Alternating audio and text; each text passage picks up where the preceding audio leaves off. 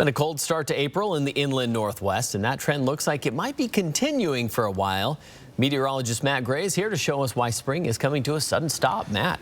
Yeah, Aaron, it certainly feels that way, doesn't it? We didn't even get the craziest of the weather over this past week, but it has still been a huge shock to the system.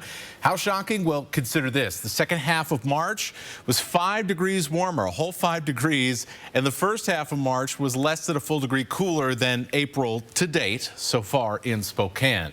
This is going to end up being the coldest first half of April since 2010 or 2011. It's coldest since 2010 right now, but it all depends on how the temperatures shake out over the next 3 days before we get to the 15th.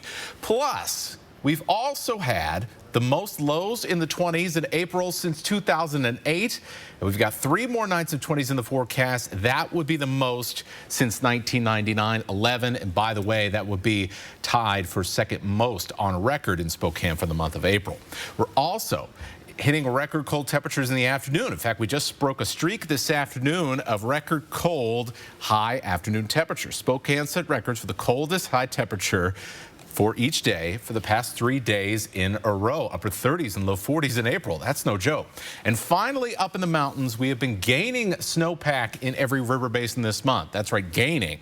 And the most extreme example of that, well, no surprise, because it was a mess this weekend, Snoqualmie Pass. We lost 7 inches of snow depth near that area in March and added over 7 feet so far this month in the mountains above the pass. So what a change there.